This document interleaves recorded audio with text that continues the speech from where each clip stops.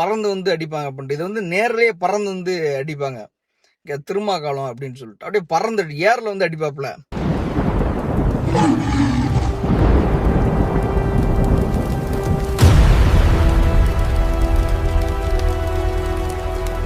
நம்ம சென்னையில பக்கத்துல வந்து இரு தரப்பினரே பிரச்சனை வந்திருக்கு. திமுகவுக்கும் விசிகாவுக்கும் நடுவில் ஒரு சின்ன மோதலில் பெரிய மோதலாக ஆயிருக்கு. இந்த சினிமா படத்தில் கூட காட்சிகள் பார்ப்பீங்க, பறந்து வந்து அடிப்பாங்க அப்படின்ட்டு. இது வந்து நேர்லயே பறந்து வந்து அடிப்பாங்க. திருமாக்காலம் அப்படின்னு சொல்லிட்டு அப்படியே பறந்து ஏர்ல வந்து அடிப்பாப்புல. என்ன காரணம், என்ன காரணத்துக்காக சண்டை போட்டாங்க அப்படின்னா, ராசா அவர்கள் வந்து ஒரு வன்மையா கொஞ்சம் கொச்சையா வந்து சமூக முகநூல் பக்கத்துல பதிவிட்டிருக்காரு. அதை எதிர்த்து வந்து வாபஸ் வாங்கணும், இது வந்து தப்பான ஒரு விஷயத்த போட்டிருக்கா அப்படின்னு சொல்லிட்டு மாவட்ட ஆட்சியர்கிட்ட போய் நாங்கள் போராட்டம் பண்ண போறோம், எங்களுக்கு அனுமதி கொடுங்க அப்படின்னு திமுக சேர்ந்தவங்களும் மாவட்ட ஆட்சியரிடம் போய் கேட்டிருக்காங்க. விசிகாவும் போய் மாவட்ட ஆட்சியரையும் கேட்டிருக்காங்க. மாவட்ட ஆட்சியர் இல்லை, உங்க ரெண்டுத்துமே கிடையாது, போங்க அப்படின்னு சொல்லி விட்டுருக்காங்க. சரி, ஓகே, ரெண்டு பேரும் கிடையாதுன்னு சொன்னா இவங்க பேசாம அமைதியாக போயிருக்கலாம். ஆனால் இவங்க பைக் எடுத்துகிட்டு போய் அந்த இடத்துல போய் சுத்த உரண்டலுக்க ரெண்டு பேரும் அப்படியே மாறி மாறி அதையும் அந்த அவங்க வந்து அனுமதி கொடுக்கல. ஆனால் அந்த அனுமதி வந்து கொடுக்கலன்னு தெரிஞ்சும் அதையும் தாண்டி போய் அந்த இடத்துல வந்து கைகலப்பு நடந்திருக்கு. சின்ன சின்ன கைகலப்பு நடக்குது. அந்த கைகலப்பு வந்து அப்படியே ரொம்ப வாய் வார்த்தையாக பேசுகிறாங்க. வாய் வார்த்தை வந்து அப்படியே கைகலப்பு கால் கலப்பு அந்த மாதிரி ஆகி கல் எங்கேருந்து வந்துச்சுனே தெரிலங்க. எங்கேருந்து கல்லை கொண்டு அவ்வளோ கல், அந்த கல்லை தூக்கிட்டு எறிகிறாங்க. ஒருத்தர் ஏரில் பறந்து வந்து நான் தான்டா அப்படின்ட்டு வந்து ஏறி ஒரு பஞ்சு விடுறான். பாவம் அந்த காவல்துறையெல்லாம் அங்கே பாவம் அவங்க கிட்ட மாட்டிக்கிட்டு உண்மையிலே காவல்துறையெல்லாம் ரொம்ப பாவம். காவல்துறையெல்லாம் சட்டையை பிடிச்சி இழுத்து கீழே போடுறாங்க.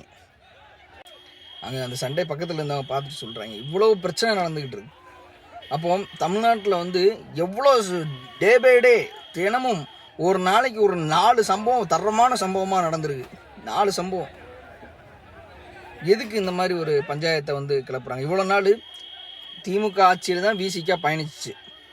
இப்போ திமுக விட்டு வெளியில் வந்து விசிகா தனியாக பயணிச்சுட்டு இருக்கு.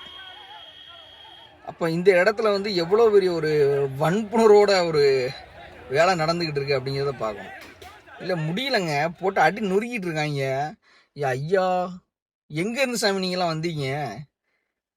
ஏன் ஒரு சின்ன பிரச்சனை அதை சால்வ் பண்ணி முடிக்கிறதுக்கு அப்படியே அடிதடி தான், ஃபுல்லாக கைகலப்பு தான், போட்டு அடி நொறுக்கி. எதுக்கு இந்த மாதிரி? இல்லை எதுக்குன்னு கேட்குறேன். அந்த இடத்துல இப்போ அங்கே வாகனங்கள் அதெல்லாம் அடிச்சு நொறுக்கி கல் எங்கேருந்து வந்துச்சு, கல்லை கொண்டு எரிக்கிற. அப்போது ஏதாவது ஒன்று நடக்கணும், பிரச்சனை. அதை ஐயா பிரச்சனை முன்கூட்டியே வரும்னு இவங்க தெரிஞ்சலாம் இல்லையா? பிரச்சனையே கொண்டு வந்திருக்காங்க ஐயா அப்படிங்கிற மாதிரி எல்லாமே ரெடியாக தான் இருந்திருக்கு, பக்கா இருந்திருக்கு. பக்காவாக பிளான் பண்ணி வச்சு சொல்லி முடிச்சேன். இப்போ அங்கேருந்து அந்த 2 தரப்பினர் மேலேயும் வழக்கு பதிவு செய்ததாக சொல்லப்படுது. அது எந்த அளவுக்கு உண்மை அப்படின்னு தெரியல. ஆனால் இப்போ போக போக ஒரு கட்டத்தை பார்த்து நம்ம போக போக தான் ரஜா இது வந்து மெயின் பிக்சர்ல ரஜா இதான் ட்ரெய்லர் அப்படிங்கிற மாதிரி சொல்லிட்டு திரியிறாங்க. ஆனால் உண்மையிலேங்க இந்த ஆட்சி ரொம்ப நல்லா இருக்குன்னு நீங்கள் நினைக்கிறீங்களா? நானும் சரி நல்லா தான் இருக்கும், போக நல்லா இருக்கும், ஒரு 6 மாதம் நல்லா பார்ப்போம், அண்ணன் என்ன நல்லா பண்ணுவார் அப்படின்னு பார்த்தா அடுத்த 20 நாள்லேயே இலவா விழுந்துகிட்டு இருக்கு. இது வந்து ரொம்ப ஒரு சங்கடத்தை ஏற்படுத்துது. இந்த மாதிரி ஒரு போராட்டங்கள், இந்த மாதிரி தேவையில்லாம பொதுமக்கள் என்னங்க பண்ணாங்க? பொதுமக்களை போய் டிஸ்டர்ப் பண்ணிட்டு இப்படிலாம் பண்ணிட்டு இருக்கீங்க. திருந்துங்க.